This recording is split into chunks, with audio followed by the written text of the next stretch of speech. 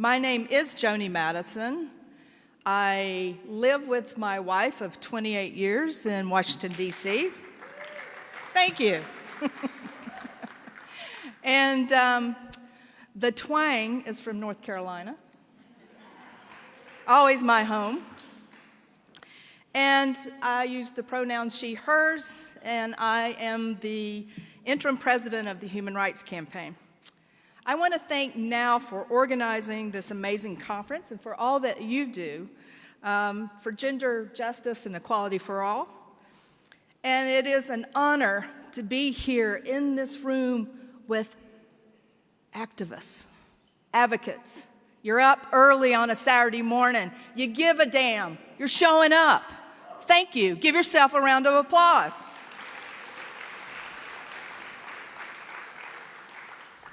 I'm going to start by saying something so brutally obvious. It's a tough time.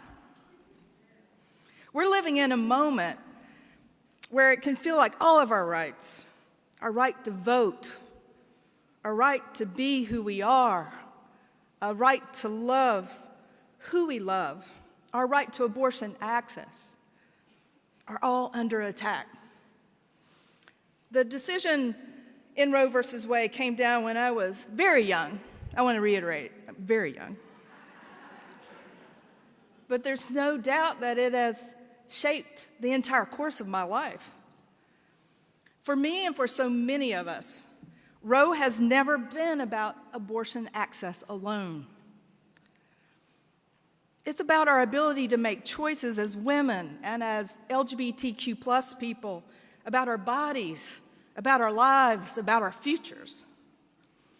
It was and is about freedom, about autonomy, about our power to define ourselves for ourselves. After the leaked decision came out on Dobbs a few months ago, intellectually, I was prepared to lose. But nothing could prepare me for how I would feel the day that actually Roe was overturned. I was shattered. I was horrified. I was mad as hell. And today, I'm still horrified. I'm still mad as hell. But I cannot say that I'm surprised. Because for the past 3 years, anti-equality legislators have been engaged in an all-out assault on the fundamental freedoms and bodily autonomy of the LGBTQ plus community, particularly trans and non-binary family. And they have been attacking our ability to fight back at the ballot box. This is nothing less than a coordinated campaign to take away control over our bodies, our families, our lives, our futures. I don't need to tell you, this is an all-out emergency, a national crisis. That means as LGBTQ plus people, no matter what identities we hold, we need to show up in the fight for abortion access and bodily autonomy and for the fight for women's rights. And as feminists, no matter what identities we hold, we need to also show up for our trans and non-binary family.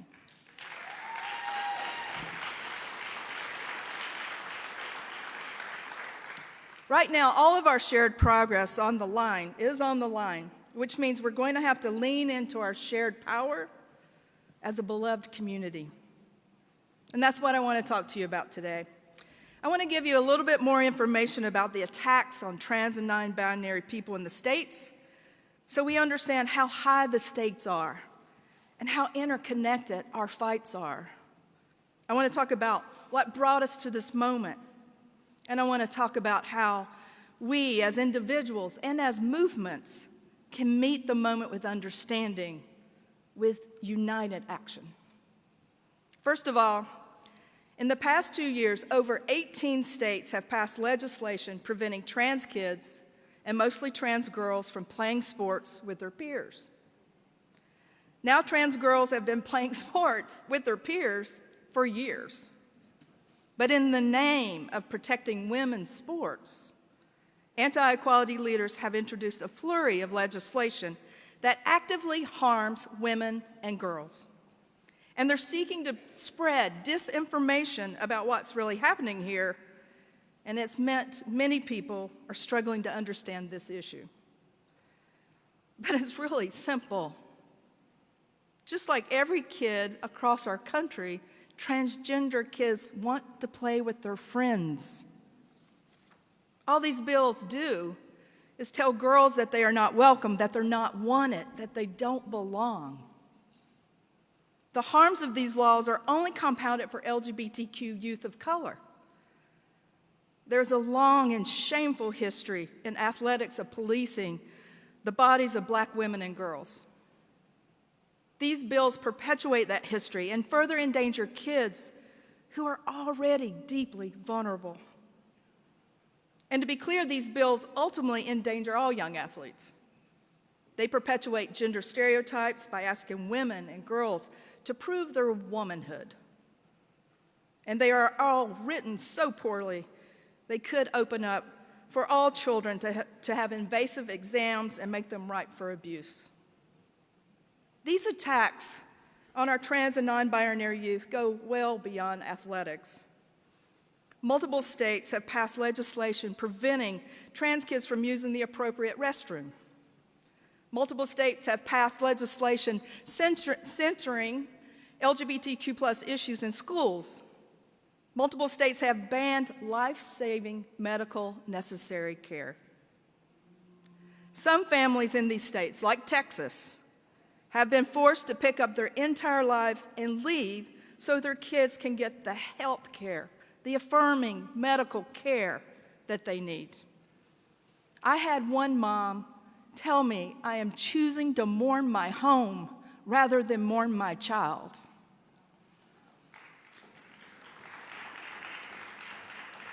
The transgender community, particularly black trans women, already face an epidemic of violence, an epidemic fueled by transphobia, racism, and misogyny. And these reckless, hateful lawmakers are just pouring gasoline on a wildfire. Just like the attacks on abortion access, this is a life and death issue where too many lives have already been lost. And all of these attacks are rooted in misogyny and in gender essentialism. They are in service of achieving a vision of a white nationalist America where identity is immutable and hierarchical, where more freedoms for some mean fewer freedoms for others. This is the vision of America we saw all on our TVs on January 6, 2021. This is an emergency for our communities and our entire democracy.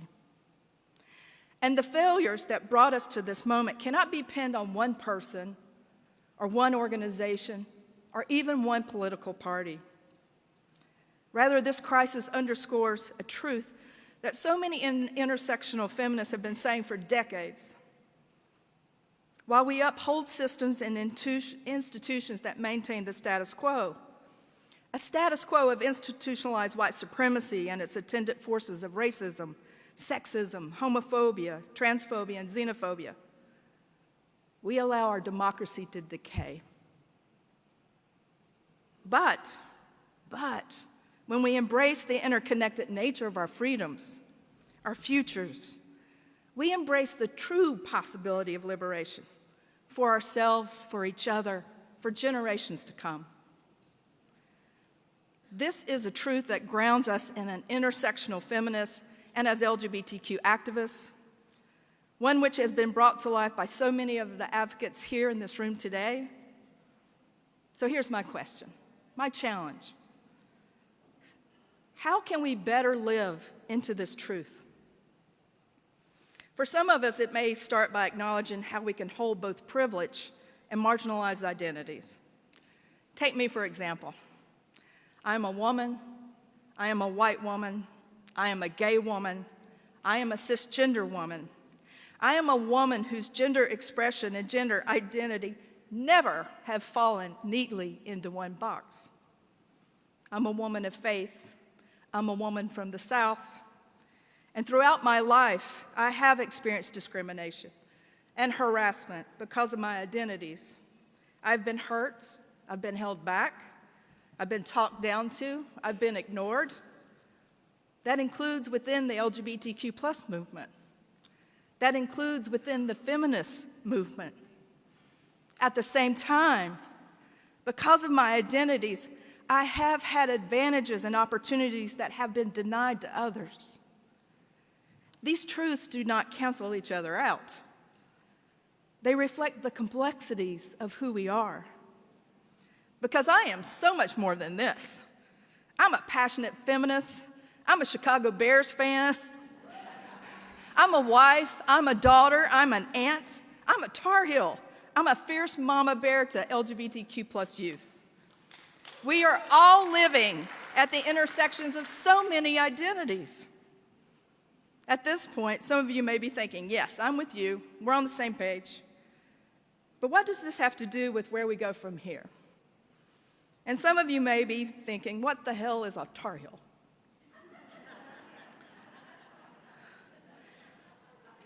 Kidding aside, embracing the complexity of our identities is critical because this understanding affects how we show up as advocates. And it matters because those who oppress our progress are going to continue to try to divide us. Our opposition knows that we are strongest when we are united. And while their vision of America endangers all of us, they're trying to pit our identities against us by exploiting the hurts that we hold. We've seen this very clearly in these past few weeks since Roe was overturned. Congressman Matt Gaetz recently and horrifically tried to make the argument that LGBTQ+ people should be against abortion because LGBTQ+ couples adopt children. And it's not just Matt Gaetz of the world. Even mainstream media outlets. We've seen folks making the argument that inclusive language around reproductive justice erases women. As advocates, we know that allowing someone to be themselves does not take away your own sense of identity, but instead it ensures everyone is able to live authentically. We understand that inclusive language around issues such as abortion access and reproductive rights doesn't erase women. Rather, it highlights just how many people are actually impacted. Ultimately, as intersectional feminists, we know from our own movement and from so many other movements, justice perpetuates justice. All of our struggles are fundamentally intertwined. Reproductive rights is LGBTQ rights. Women's rights are LGBTQ+ rights. Racial justice is LGBTQ+ justice. Disability justice is LGBTQ+ justice. As the great John Lewis said, we are one people, one family, the human family. And what affects one of us affects all of us. There are many ways we can live into that truth right now. At the Human Rights Campaign, we're going to keep calling on the entire LGBTQ+ community to unite, to take action. I know a ton of folks in this audience and on this stage have already engaged in the fight for trans justice and have joined the Human Rights Campaign and our partners in protesting, testifying, calling your representatives and more. Thank you. I appreciate it. You are making change. For those of you who have yet to get involved, you can check out HRC's Count Me In campaign for different ways to engage. And right now, immediately now, we also have legislation moving in the Senate to help protect marriage equality. We need your help. We need you to call your senator this weekend, if not this weekend, first thing Monday morning, and say, vote yes to protect marriage equality. Strike down DOMA as law of the land and codify marriage equality for this nation.